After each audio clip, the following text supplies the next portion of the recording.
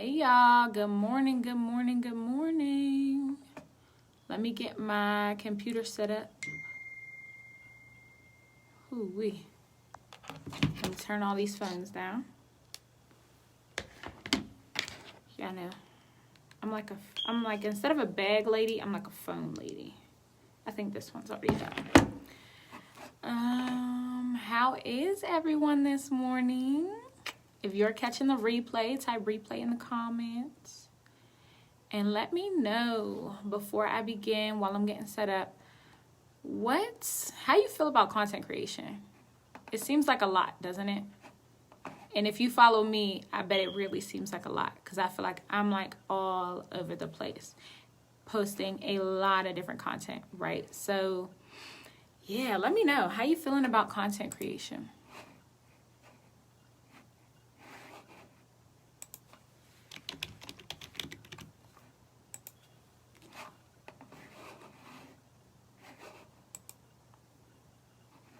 And say good morning to me. I can't even, it feels like it's very early, but I mean, it's like 10:30. Oh, 11. It's like 11, I guess, so. Good morning, Shanika. All right, I think I kind of got set up here so I can read the comments without being too distracted. Oh, let me turn me down. All right, perfect. So Shanika, introduce yourself to me. I don't think we've met before. Let me know what kind of business you have in the comments. And there's another person on, but it's not showing me your name. But introduce yourself as well. Say good morning. All right, let me take a sip of my water and get started.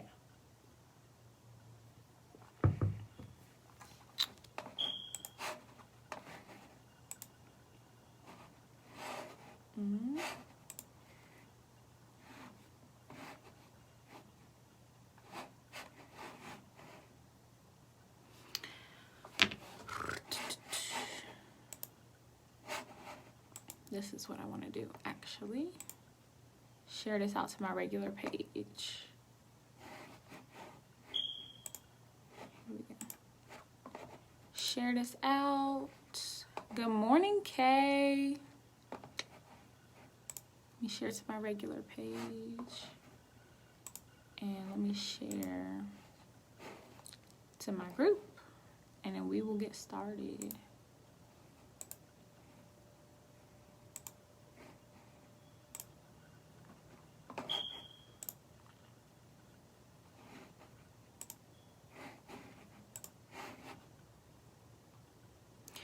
All right, so while people are coming on, Kay, introduce yourself in the comments. What is your business and what kind of clients are you looking for?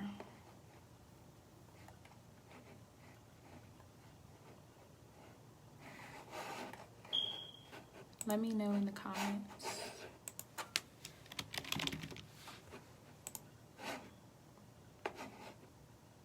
Whoever's on, introduce yourself and your business. When you are on watching people's lives, always take that as an opportunity to network, not spam, but network in the comments, just introducing yourself, introducing your business, what value that you can bring to other people and other businesses if you're a B2B. So always be, introducing yourself and your business wherever you go. So let's scroll. Now I just shared this to my personal page, so where'd it go?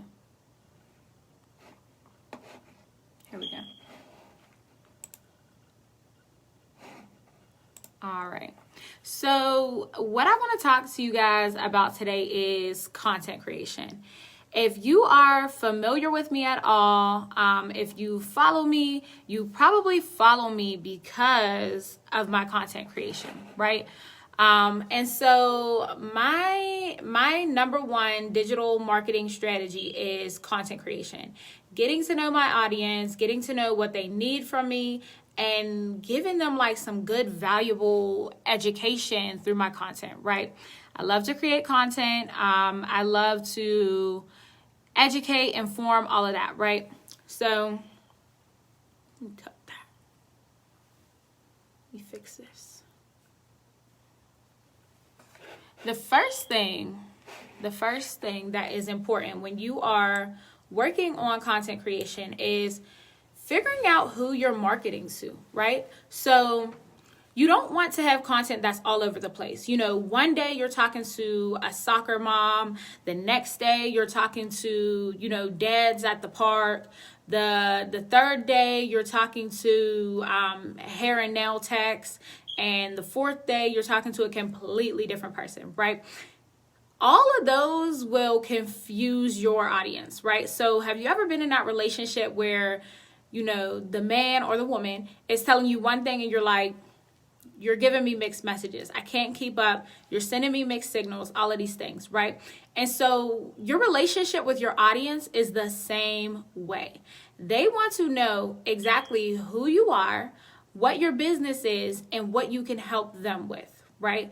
And so if they have to search around for that, if they have to look around for that, if they have to wonder at all about what your business is and how you can help them as clients or as other business owners, they're not going to stick around, you know, and give you more of their attention. What they're going to do is go to the next person who is completely confident, completely sure about what they're selling. And so when I sell myself, I am a business coach. I'm a business coach. I help you with a few things, right? I can help you with organization and productivity. I can help you grow your business using systems, and I can help you grow your business using strategies, right? So if you see my content, the number one, you know, thing you see is one of those things, right? Sometimes I may joke, I may kid around, but if you look at the last 5 to 10 pieces of content on my personal Facebook, on my business page, and any of the various groups that I lead, you will see something regarding organization and productivity, systems, or strategies, right? I give a lot of information out about those 3 things. And to tie those 3 things together, I focus a lot on mindset, right? I focus a lot on getting your mindset to the point where you believe in abundance for your business, where you believe in, you know, yourself and that you can lead your business to the next level. Because I feel like that's the foundation. So that is what I give all of my clients, regardless of what program, you know, they're in and regardless of what they come to me for. The first step for me is always looking at your mindset, looking at your limiting beliefs, and looking at what has held you back to this moment. So we're here, you've had ample opportunities to do all the things that you are, you know, you have wanted to do and that you're coming to me for help with. And the first thing I want to know is, why haven't you done it yet? Or why haven't you done it on your own? And by knowing that, I get to understand where your mindset is, what limiting beliefs you have, and we all have them. I have limiting beliefs. Your faves on TV, every celebrity, every person in this world has limiting beliefs, right? And so it's not a bad thing. It's not a negative. It's just a fact of life, right? And even as we climb higher in the staircase of business and in life, and, you know, in any role that we play, you know, mothers, wives, whoever we may be, right? Employees, employers, we will always, you know, have some kind of mindset issue, some kind of fear that we can't do this or we can't do that, or, you know, we might mess something up, or what if we don't mess it up and now we have to, this is a standard that we've set for ourselves, you know, for the rest of our lives. And so we start to feel fear about that. We start to feel, you know, intimidated by it and all of that, right? So we all have, you know, fears, and we all have some limiting beliefs, right? And so that is the foundation of all of my programs, is to really talk about those fears and how we're going to move past them and do things even when we're afraid, right? Do it scared. I say that all the time. And it's something that I really believe in. It's something that I practice frequently, right? And so when we think about knowing our target audience to create the best content for them, we have to think about what our target audience wants from us. What are they wanting from us? So let's say, for an example, you sell premium bundles, right? You sell premium bundles. So who is your target audience? Is it a person that wears a head wrap all the time? Probably not. Is it a person that wears their hair natural all the time and you've never seen them with, a weave or, extensions, anything like that at all, right? That's probably not your target client. But who your target client is the person that you see with their hair laid to the gods every day. There's never a day when you don't see them with some new bundles, a new wig, all of those things. They have the want for your product, but then they also need another thing, right? And I think that this is something that we forget about a lot, especially when you come from a place of poverty, especially when you come from a place of low income. And so, or if you're not making the money that you want to be making yet, right? So we start to count our own pockets and we use that to project onto other people's pockets. So the first thing we think is, I would never pay $300 for bundles, so I would never sell $300 bundles. But that's not the way you should think about it, right? The way you should think about it is, how much are people buying this product for? How much are people paying for this service? And so if you can't pay $250 to get your house cleaned every week, then that doesn't mean that the next person can't, right? So you have to go to where the person is that can pay your prices. You have to find the person that can pay your prices. You don't adjust your prices based on what someone else can pay. You go find the people that can pay your prices. And whatever we want to do on the back end, whether that is charity, whether that is social entrepreneurship, giving back to the community, any kind of things like that, right? That is all our prerogative. I'm a social entrepreneur. I'm all about giving back to the community. I'm all about giving back to other businesses and bringing the Black community up and really focusing on Black women entrepreneurs. And I'm very much into social entrepreneurship, but that doesn't mean that I cannot set my prices in a way that is, number one, befitting with the industry that I'm in, and number two, going to allow me to live comfortably so that I don't have to struggle and nickel and dime other people, right? So if I can't set my prices in a way that people are going to pay me, then I cannot pay other people, right? And so you have to think about your small business as a future ecosystem. It's a future ecosystem where you are going to be creating jobs. You're going to be putting back into your community by creating jobs, creating income, supporting entire families. And you have to speak that into existence now. Even if you don't have a team, even if you don't have, anyone else working with you, you have to speak it into existence now that you are going to provide jobs for other people. You are going to provide income for other people. You are going to be, the helping hand that provides another family with a meal for their children, that provides another family with soccer practice for their children, whatever it may be. Like, you are going to be that helping hand, right? But you have to have something in your hand first to then give to another person, right? So always think about that when we're thinking about the value that we add to other people's lives, and cohesion with our price tag, right? So let's see. So the next thing that you want to do after you find your target audience, and remember, your target audience is so much more than just a Black woman age 30, right? Your target audience, I want you to know them. I want you to see them when you close their eyes. I want you to know what type of lotion they would pick up in the store. Do they smell like cocoa butter? Like, do they smell like, cocoa butter and gold and sugar? Like, I want to know what your target client smells like, what they look like. Do they wear blue light glasses because they have too many Zoom meetings and they're on the computer all the time? Do they have 2 jobs? Do they have 1 job? Do they have children? How many children? How spaced apart are their children? Are they in the new family stage where they have a bunch of small babies? Or are they having teenagers and they're kind of getting back time to themselves now? I want you to know your target client like you know your mama. Like, you should know your target client so well, she's your best friend. She's your best friend, she's your sister, she's your auntie, she's your mama, she's any of those people, right? That's how well I want you to know your target client, right? And so when you know your target client that well, this next part is easy, because the next thing is choosing what platform, right? And so when you know your target client, you know where they are. You know where they hang out. You know what platform they're on. And for me, my target client is on Facebook, right? My target client is Black women. They're on Facebook. They're building their business. They want to see the process, right? So when we think about Facebook versus Instagram, there's a couple things, right? Facebook is for seeing the process. Facebook is for getting a personal view of the person that you are trying to buy with, or the person that you want to service you, right? Instagram is different. Instagram is about glitz and glam and things being very, very close to perfection. And it's about the look. It's about the aesthetic. It's about how things come together, right?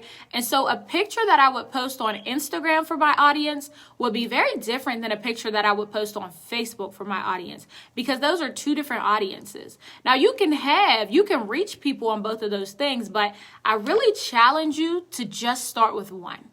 I know we get into, we see other people and we see them, they're on every platform and they're doing all the things, but there's two reasons for that, right?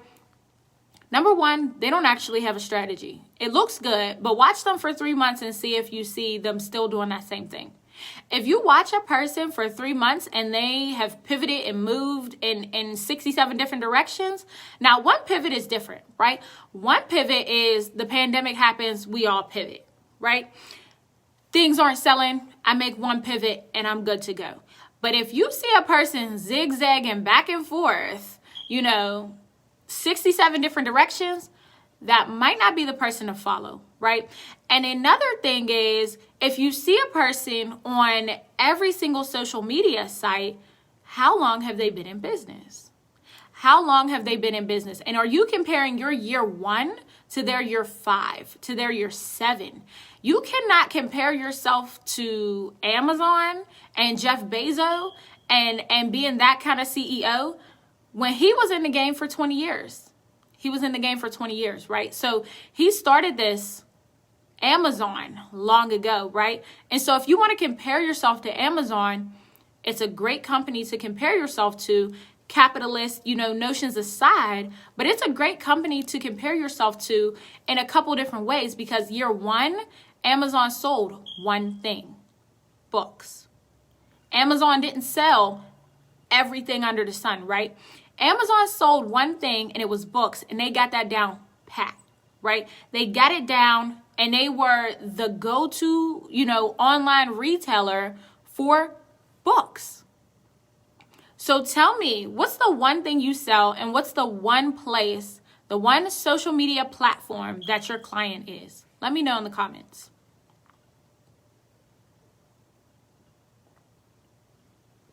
Who's your target client and where are they? What social media platform are they on?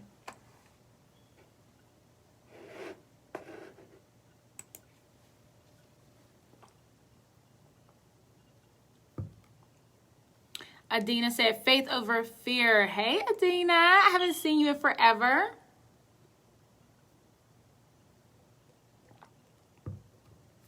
Faith over fear. Do it scared. Somebody let me know in the comments, what platform is your target audience on? And if you're if you're watching the replay, drop it below and I'll come back and comment and engage with you too.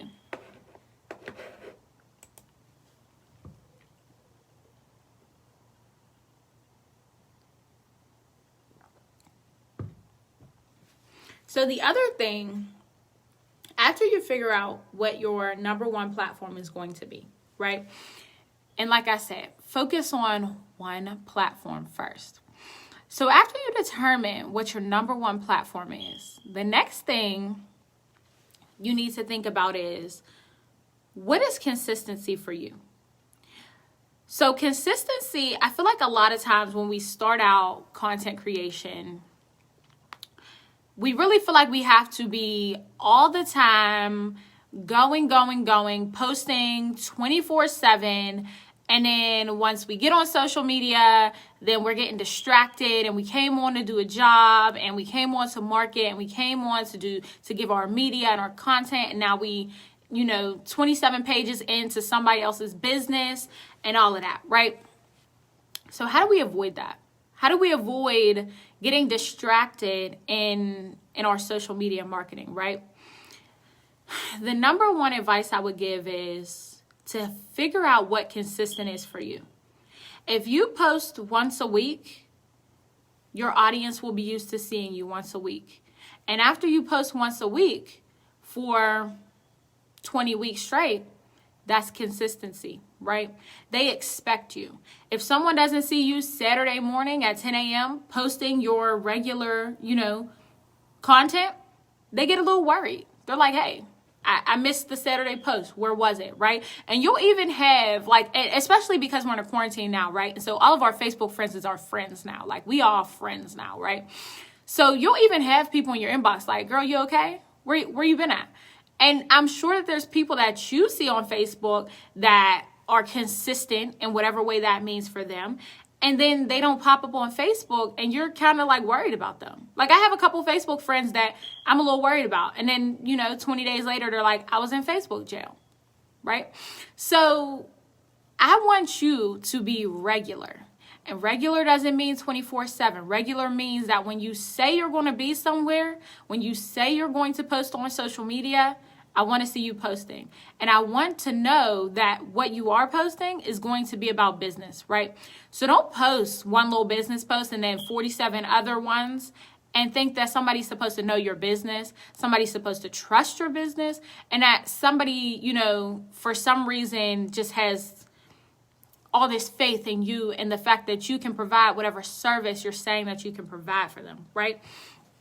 It took people a long time to trust my business expertise, right?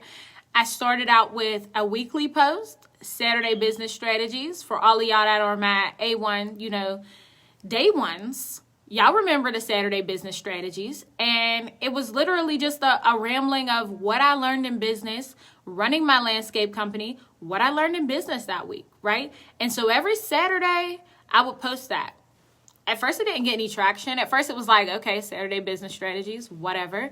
And then people just started saying like, yo, even though they weren't liking it, even though they weren't sharing it or, whatever, they would comment and say, yo, I really like this series. Maybe 10 posts in, then they were saying, I like this series. I love, the rawness. I love you giving us the real of business and telling us stuff we never thought about and just explaining things to us in such a way like, I love it, right?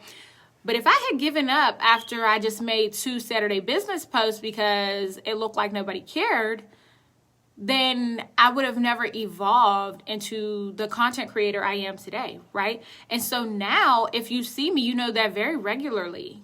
I'm a person that likes to be on Facebook. That is the social, side of me, right? I'm not an in-person type of person. I'm an introvert, but I like to go on social media and just give a little peek at what the crowd's doing, feel like I'm close to y'all without being close to y'all. Like, I'm just close enough, right? So social media is my friend, right? I love it. And it is a great tool for my business. And so I replace all the meaningless status that I used to post or silly kind of things that I used to post with business content. So if I have an urge to post to Facebook, I'm like, what can I say about business that will be helpful to my audience, right? And so now I can post, 2-3 times a day about business, and I'm able to add value to my readers, to my followers, to my subscribers, and all of that, right? And I'm building a library of content that I can utilize in so many different ways, right? So figure out what consistency is for you. Is it once a week? Is it once, a day? Is it 3 times a week? I would say, for social media, you need to post a little bit more than once a month. But for something like an email list, that's fine. If you have an email list and you are doing a newsletter, monthly is good. Monthly is good for a newsletter. If you really don't, have too many things to say or too many things to teach, a monthly newsletter to your subscribers, just keeping them up to date with what's going on, especially if you're not launching any kind of new services or programs or anything like that. right? So what is consistency to you guys? Drop it below. How often do you post? Yana said her preferred platform is Facebook. Let me know how often y'all post. What's your preferred platform? Is it Facebook, Instagram, TikTok? I'm seeing a lot of TikToks. I don't know nothing about TikTok, but I've been seeing a lot of, TikToks shared to Facebook. So what's your preferred platform? And how often do you post there?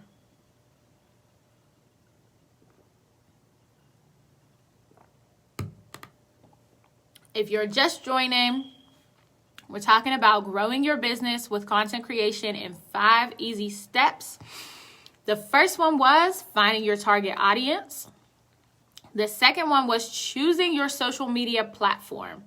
And the third one, which we just went over, was determining consistency for you, right? Don't burn yourself out.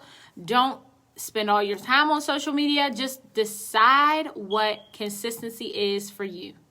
Kay says her preferred platform is Facebook. I want to post once per day, but I'm not there yet. That is great, though. Having goals is great. So every day you wake up with that goal of posting once per day. Some days you might not get to it, but at least you keep that goal in mind. And what I've learned is the more that I keep goals in front of me and the more that I keep goals in mind, somehow they all come together and I end up doing it, right? So keep it in the forefront of your mind. How often consistency is for you and what place you want to post, right? Hey, Diane. So the fourth thing is outlining your expertise, right? Figuring out what your expertise is. And so I work with service providers. I work with service-based businesses. And so when you have a service-based business, you have a realm of expertise, right? And I do a periodic post where I say we need to get a lot more comfortable with acknowledging that we are experts in things, right? So we have experience, and a certain amount of experience makes us experts in things, right? And so we might not be an expert in the whole subject, but there's a small little pocket that we must be experts in, right? You might be an expert in surviving, as a Black woman in Pittsburgh. You might be an expert in, birth in Pittsburgh, like Yana is. So she's a doula. She's a Black doula. She does, the birthing hut, and she really focuses on helping mothers who are giving birth in the Pittsburgh area, which we know the gender equity report, and we know how, that looks different for Black mothers, right? And so we are an expert in something, right? And so for a long time, I searched and I looked and I've tried to figure out, what am I an expert in? I don't know, right? And so the first thing that I found that I was an expert in was organization, right? Organization is something that I've always, been drawn to. I've done it my whole life. When things are chaotic around you, you look to organize the things that you can, right? And so organization is my jam. Like, it's my thing, right? And so I was like, but organization, like, you can't be an expert in organization. Like, what does that even mean, right? I know how to be organized, but that's, everybody knows how to do that, right? And little by little, I started seeing that everybody didn't know how to do it. And the things that I would say that I thought were just kind of common sense things or, second nature to me, they weren't second nature to other people. And so I started to share my tips and my morning routines and all of those things that I work on to keep myself organized, because organization isn't a natural thing, right? It's something that you work at every day. And so even if you're organized in your personal life, it's a completely different story when you're organizing your business life, right? And so I jumped into owning a landscaping company and I organized it very well. I marketed it very well and I grew it very well, right? And that was just something that I did, because when I do things, I do them 100% and I just put my full force into things. And so I didn't feel like that was a real talent or anything. I was just, being a business owner. I was being an entrepreneur, right? And then I realized that I have a talent at, teaching others about entrepreneurship, simplifying certain systems, creating strategies that will help other people, all of those things, right? And so you have to outline your expertise. So I have some homework for you guys. I want you to go and get a piece of paper later on tonight or later on this afternoon and write down all the things that you're an expert in, right? And I want you to think about how you can make the thing that you're an expert in different than any other person, right? And so for me, I'm a business owner, right? I'm a business owner. I love organization and I love social work, right? And so I knew I didn't want to be in the social work field in terms of direct practice or direct care to patients. I knew I didn't want to be in a big system, but I knew that I wanted to be an entrepreneur, but then I had this like social work degree, right? And it cost me a lot of money, right? So I wanted to like kind of incorporate that in some way. And so I'm like, okay, I can help people with their mindset and I can help people with the organization of their business, right? So I help you with your mindset. All of my programs help with your mindset. All of my programs help you to figure out your custom system of getting organized and getting productive. And then once your business is sustainable, once it's stable, then we talk about growth, right? Then we talk about how we can take this business to the next level. So that is my, secret sauce, right? And I can give it to you guys because you'll never be able to replicate it. You'll never have my experiences and you'll never have my exact expertise in business, social work, organization, and just life in general, right? So you could do exactly the same thing that I'm doing and it's going to be totally different, right? So we found our target audience. We got to know them so well. They are, our best friends. We could draw a picture of them. We could write a book about them, right? That was the first thing. We found our target audience. Then we chose our platform. And I want you to start out with one platform. I know we get excited. I know we want to do all the things. I know Clubhouse is new and exciting and all of that, right? But I want you to focus on one little thing, right? One thing, because listen, this business overwhelm hits you and it hits you fast. You'll think everything is fine and you're passionate and you're excited, but next day you're overwhelmed and you're done with your business and you're throwing it all away because you've taken on way too much, right? You've bit off more than you could chew. It's just too much, right? So we don't want to do that. The other thing is determining consistency. That goes hand in hand with just choosing one platform, right? So when we determine our consistency, we don't want to overwhelm ourselves. Start with one post a week, one post every 3 days, one post every day, right? And then you can move up your consistency and then you can expand to different platforms. But everything in business starts with one product, one service, one target client, one platform, one day, right? One post. It all starts with one, right? The next thing is outlining your experience. Not outlining your experience, but outlining your expertise. What are you an expert in and how are you going to use your expertise to help your target audience, right?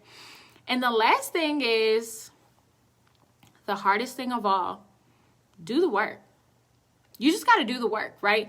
You can write it down. You can get all your fancy pens out. You can color code. You can post-it note, highlight, planner. You can get a new notebook. You can get a new journal. You can get all of the things and you can write them down and you can make them look real nice and you can make them look real pretty.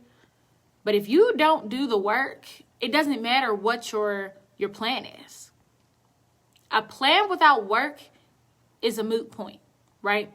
It's like when they say prayer without work, right? So you cannot pray and ask for something and think you're going to sit back and get it. It just doesn't work like that, right? And so I want you to plan and then I want you to execute. And then I want you to keep going in that exact same cycle, right? Plan, then execute, right? Plan, then execute. And I will be launching a new private coaching program, and it's all about planning and executing, right? So if that's something you have trouble with, stay tuned to my lives. You'll hear more information about it coming up. But that's something that I've worked with so many people on. And that's where I find my sweet spot, right? I've been doing the same work for my business that I tell you guys to do for yours, right? And so I had to go into my journal and find out what my expertise was and what my niche was and where my sweet spot was, and determine this is what I love to help people with. And what I love to help people with is goal setting and goal getting, right? I don't want you to just be a goal setter. That's just half the battle, right? Setting the goal is half the battle. I want you to go get the goal, right?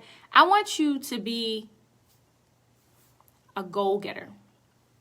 I want you to know that when you put something down to paper, it is coming to fruition, right? When you manifest something on paper, or when you speak a manifestation into reality, I want you to know that it is coming to you because you're prepared to do the work, right?